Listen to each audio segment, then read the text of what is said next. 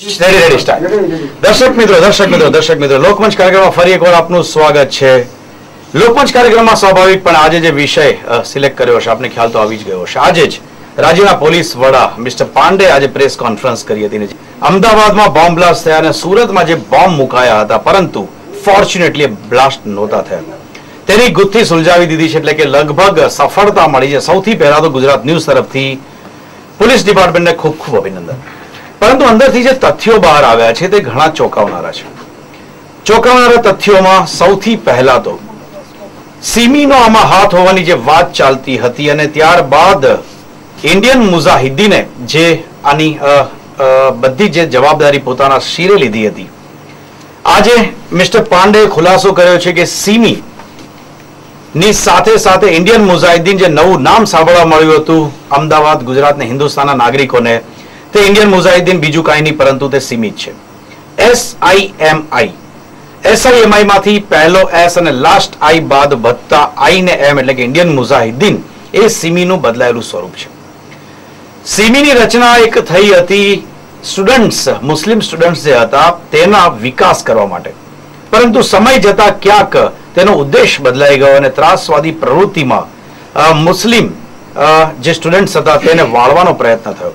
એવા સમયે જે પ્રમાણે મિસ્ટર પાંડેએ કીધું તે પ્રમાણે કે મોડરેટ અને ખાસ કરીને એવા કટ્ટરવાદી જે હતા તેમાં બે ભાગલા પડી ગયા અને એના કારણે જે મવાળપંથી હતા, જે બિલકુલ મધ્યમ વર્ગીય હતા, જે લોકોને આવી બધી હિંસાની પ્રવૃત્તિઓમાં ભાગ લેવાની સહેજ પણ ઈચ્છા નહોતી અને તેના કરતા બી વધારે તેઓ વિરોધી હતા, તે લોકો અલગ થયા અને જે કટ્ટરવાદી સંગઠન હતું તેને ઇન્ડિયન મુજાહિદીનના નામથી નવું સંગઠન ચાલુ કર્યું અને તેમણે જ આ જે બોમ્બ બ્લાસ્ટ થયા છે તે કર્યા છે. આજના કાર્યક્રમમાં એ જ વિષય છે કે આતંકવાદી પ્રવૃત્તિ કરવા માટે કટ્ટરતા ફેલાવવામાં આવે છે. ધાર્મિક કટ્ટરતાના બહાને યુવાનોને આતંકવાદ તરફ લઈ જવામાં આવે છે અને તે જ વિષય પર ચર્ચા કરવા માટે આજે અમારી સાથે સ્ટુડિયોમાં હાજર છે વિશ્વ હિન્દુ પરિષદના બાપુનગર જિલ્લા મંત્રી લક્ષ્મણ દેવ ચુડાસમાજી. લક્ષ્મણજી, આપનું સ્વાગત છે કાર્યક્રમમાં. અને તેમની સાથે છે ઓલ ઇન્ડિયા જન સેવા સંઘ. દર્શક મિત્રો, આપને બતાવી દઉં કે વિનોબા ભાવે પણ જે સંસ્થામાં જોડાયેલા હતા તેવા ઓલ ઇન્ડિયા જન સેવા સંઘના અખિલ ભારતીય મહામંત્રી હાકીમ સાહેબ અમારી સાથે છે. હાકીમ સાહેબને જો આખું નામ આપને કહું તો મૌલાના હકીમ અબુર રઝાક કાસમી. હાકીમ સાહેબ, આપકા સ્વાગત है कार्यक्रम में. સૌથી પહેલા હાકીમ સાહેબ, મને આપને પૂછવાનું મન થાય કે આજે જે પ્રમાણે કીધું કે સિમી એક બહુ સારા ઉદ્દેશથી બનાવેલી સંસ્થા હતી. સિમીની જે સ્થાપના થઈ હતી એમાં ઇસ્લામિક મુવમેન્ટ જે ચલાવવાની હતી તે સ્ટુડન્ટ્સ આધારિત હતી. એના જે ઉદ્દેશો અત્યાર સુધી કીધા હતા તેમાં પણ એવા હતા ઉદ્દેશ કે વિદ્યાર્થીઓમાં એક અલગ જાતની ભાવના, ધાર્મિક ભાવનાની સાથે સાથે તેઓની ઉત્તરોત્તર પ્રગતિ થાય તે માટેના ઉદ્દેશ હતા. પરંતુ સમય જતા ક્યાંક એના ઉદ્દેશ બદલાઈ ગયા અને આતંકવાદી પ્રવૃત્તિઓમાં સિમીની સંડોવણી વારે તહેવારે બહાર પણ આવી. સિમીના જેટલા પણ સભ્યો છે ખરેખર એમાંથી અમુક સભ્યો ભલે આતંકવાદ તરફ વળ્યા હોય અને એવી જ રીતે વિદ્યાર્થીઓની જે પણ પરિષદો ભારતમાં ચાલે છે, કોઈ પણ પરિષદ હોય, મુસ્લિમોની હોય કે RSSની હોય કે કોઈ પણ પરિષદ હોય, દરેક પરિષદોમાં જ્યારે પણ એક બાપ જ્યારે અમુક છોકરાઓ ઝઘડે, એમનો મોટો ભાઈ પણ હોય, બાપ બેસેલા હોય, મોટો ભાઈ એ નાના ભાઈ જે ઝઘડે એને દૂર કરે, ઝઘડો ખતમ કરે અને સમજાવીને એવી રીતે અલગ અલગ પાડી દે. પણ એમાં કદી કદી એવું બની જાય કે કોઈ ભાઈને મારી નાખે, છુરી મારી દે કે એવું બધું કરી નાખે. એ વસ્તુ જયારે વડીલ બેસેલા હોય એ વખતે ન બની શકે. જો વડીલ બરાબર હોય અને વડીલની દ્રષ્ટિ લાંબી દ્રષ્ટિ જોવાની હોય તો એવી ઘટનાઓ કદી ન બને. પણ જયારે વડીલથી વિખૂટા પડી જાય વિદ્યાર્થીઓ, છોકરાઓ પોતાના ઘરના કુટુંબના, પછી એ છોકરાઓ ધમ પછાડી પણ કરી નાખે છે.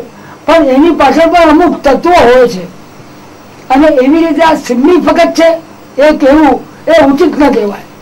સિમી ઉપર પ્રતિબંધ પણ હાકીમ સાહેબ એક સમયમાં લાગેલો હતો અને જે સાબિત થયા બાદ આપે કીધું તે પ્રમાણે કદાચ જો આપની વાત સાચી માનીએ તો બધા જ કદાચ એવા નહીં હોય, પરંતુ અમુક લોકો છે જેના કારણે સંસ્થા બદનામ થઈ છે. ઓકે હાકીમ સાહેબ આપની પાસે આવું છું. લક્ષ્મણદેવ ચુડાસમાજી, દર્શક મિત્રો આપને બતાવી દઉં કે લક્ષ્મણદેવ ચુડાસમા કે જ્યાં બોમ્બ બ્લાસ્ટ થયા હતા તેની અંદર તેઓ ઘવાયા પણ હતા. સિવિલ હોસ્પિટલમાં તેમણે સારવાર પણ લીધી હતી. ઇવન જ્યારે ટ્રોમા સેન્ટરમાં બ્લાસ્ટ થયો ત્યારે પણ તેઓ ત્યાં જ હતા. લક્ષ્મણદેવજી, આજે જે ગુજરાત પોલીસે ખરેખર આજે ગુજરાત પોલીસે પણ એક બ્લાસ્ટ કર્યો કહેવાય કે જે પ્રમાણે તેઓએ આતંકવાદી પ્રવૃત્તિ જે આખી થઈ હતી, બોમ્બ બ્લાસ્ટ થયા હતા, તેનો ભેદ ઉકેલી કાઢ્યો છે.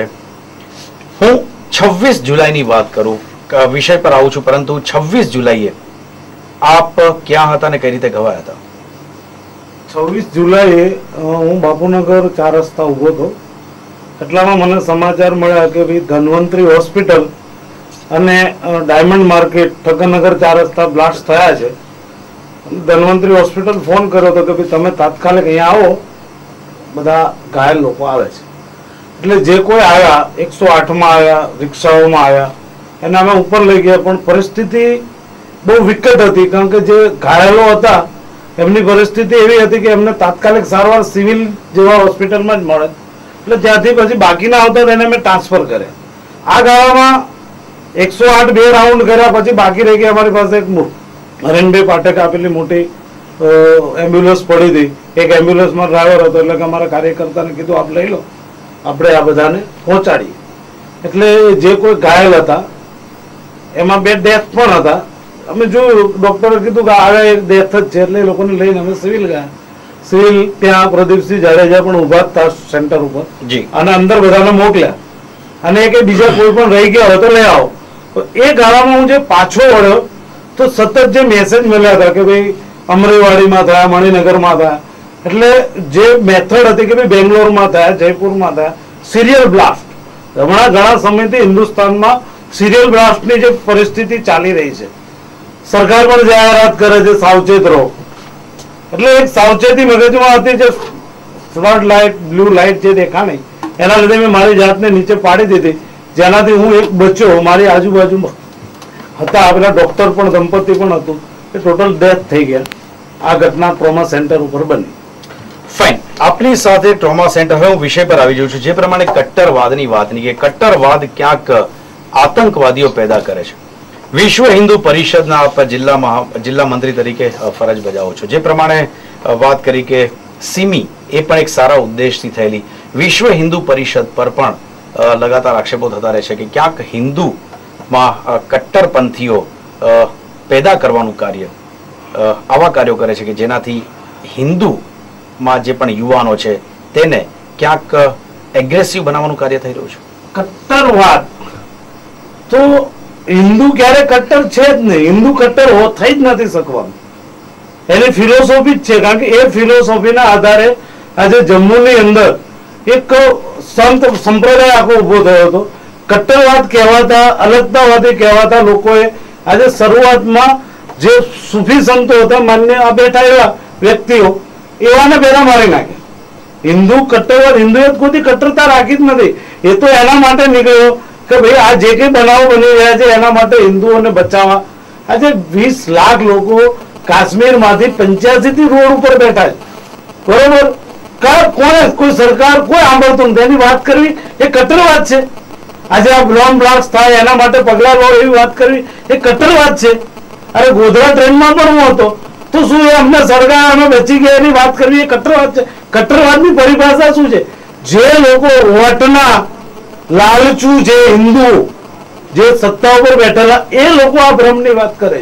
એ ક્યારે એમ કહેવા નથી જતા કે ભાઈ આ દેશમાં રહેતો મુસ્લિમ, જેને મહાત્મા ગાંધીજીએ એક વખત ધર્મ આધારિત વિશ્વમાં કોઈ ભાગા નથી પડ્યા, ફક્ત ભારતના પડ્યા છે, અહીંયા રહી ગયેલા એ આપણા ભાઈઓ છે, આવી વાત કરેલા મહાત્મા ગાંધીના કેટલા કરે ફોટા? બતાવો મને, બતાવો, આજે બી બતાવો. અરે જે લોકો આજે આ બેઠા મોલાજી જેવાની વાત કરો, સમાજ સાંભળે. લક્ષ્મણદેવજી આપની પાસે આવીશ. હાકીમ સાહેબ, જે પ્રમાણે વાત કરી લક્ષ્મણજીએ કે ક્યાંક કટ્ટરવાદી જે લોકો હોય છે તે તેઓના સમાજના જ જે સુધારાવાદી લોકો હોય છે બંને બાજુ હિન્દુ અને મુસ્લિમ બંને બાજુ જ્યાં સુધારાવાદની વાત કરવામાં આવે ત્યાં એ લોકોને નબળા પાડી દેવામાં આવે છે. હું સીધે વાત પર આવી જઉં છું કે આવી આતંકિત પ્રવૃત્તિઓ જે પણ થાય છે, ત્યારબાદ આપ સિનિયર છો, વર્ષોથી આપ એક આપણા અલગ વિચારોથી આપણે મુસ્લિમ સમાજમાં પણ આપે એક આપનું અલગ સ્થાન બનાવેલું છે.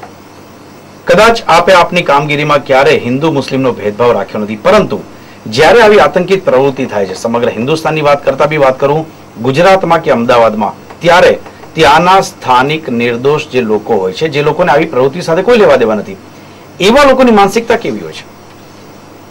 ખરેખર જે પહેલા મેં વાત કરી આપને કે જે વડીલ હોય છે, જો વડીલ બરાબર હોય તો આતંકવાદ ન ચાલી શકે. દાખલા તરીકે ઉદાહરણ આપું, જી, મારું નજીક પ્લેસ રાણીપ છે અને રાણીપમાં મેં મારી આખી જમાની ગાડી છે.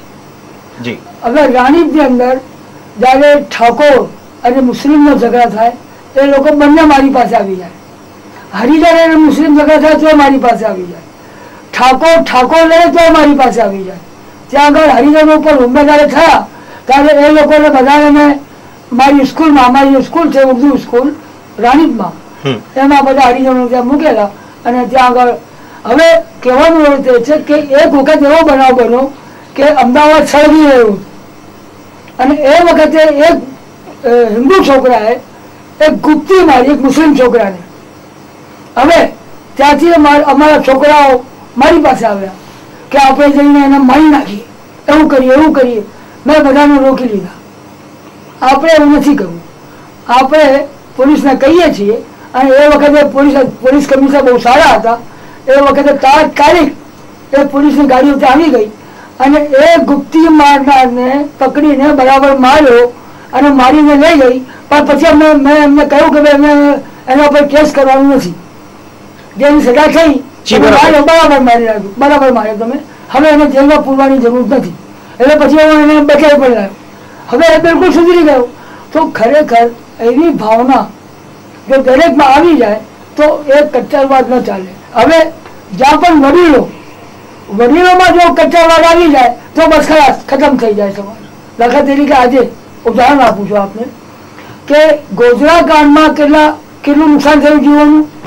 જે ટ્રેનમાં કેટલા લોકો ગુજરી ગયા? 65 લોકો. અત્યારે કેટલા લોકો ગુજરી ગયા અમદાવાદના બોમ્બ બ્લાસ્ટમાં? કુલ 55 ના મોત. હવે બંને સરખા જ કહેવાય કે ના કહેવાય? જી, નુકસાન એનાથી વધારે કહેવાય આજનું નુકસાન અમદાવાદમાં જે થયું. હવે જો ખરેખર એ વખતે નરેન્દ્રજી એ જ પોસ્ટ ઉપર હતા જે અત્યારે છે, પણ એમને પણ ખબર નથી એ વખતે કે આ જે બંધનું જે ચાલી રહ્યું છે, બંધની એલાન થયા છે અને બંધમાં શું નુકસાન થશે એ એમને પણ ખબર નહીં હોય. પણ અમુક એમના હાથના નીચેના માણસોએ જે કામ કરી નાખ્યું આખા ગુજરાતમાં, એ કામના કારણે કેટલું બધું નુકસાન થયું. હવે એ જે નુકસાન થઈ ગયું એના ફોટાઓ લઈને અને ઉશ્કેરવામાં આવે, એક સ્વાભાવિક વાત છે, એક ખોટી વાત છે, ન કરવું જોઈએ એવું, પણ એવી રીતે ઉશ્કેરણી થાય. હવે એનાથી મોદીજીએ પાઠ લઈ લીધો કે હવે બંધ કરાવવું નથી. એટલે એટલું બધું નુકસાન થાય પણ બંધનું એલાન કોઈએ ન કર્યું. એ બહુ ફર્સ્ટ ક્લાસ વાત. જો ખરેખર બંધનું એલાન થઈ ગયું અને અમુક લોકોએ ચર્ચા પણ કરી હતી પણ મોદીજી એમને રોકી લીધા. હાકીમ સાહેબ, અહીંયા એક સવાલ પૂછીશ આપને. આપે કીધું તે પ્રમાણે કે એ જે ફોટા હતા એ ફોટા બતાવીને ઉશ્કેરવાનો પ્રયત્ન, પરંતુ આજથી 3 વર્ષ પહેલા અમદાવાદ ક્રાઇમ પોલીસે જ્યારે આતંકવાદીઓને પકડ્યા હતા ત્યારે તેમની પાસેથી સીડીઝ મળી હતી. અમદાવાદ અને ગુજરાતના લોકોને પણ જ્યારે રેફ્યુજી કેમ્પ હતા, આપણા રાહત કેમ્પ હતા, જ્યારે ગોધરા કાંડ બાદ જે રાયોટ્સ થયા, રાહત કેમ્પમાંથી અમુક જે લાગણીથી ઘવાયા હતા તેવા મુસ્લિમ યુવાનોને ભેગા કરી અને તેમને આતંકવાદી પ્રવૃત્તિ તરફ વાળવામાં આવ્યા. આ રીતની પ્રવૃત્તિ પણ આપ પકડી કાઢો છો?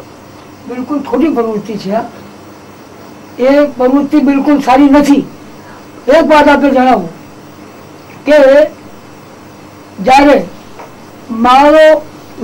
મારું કોઈ ખૂન કરી નાખે, મને બાળી નાખે કે મને મારી નાખે અને એ કોમી જંગલમાં થાય, મારા જે નાના છોકરા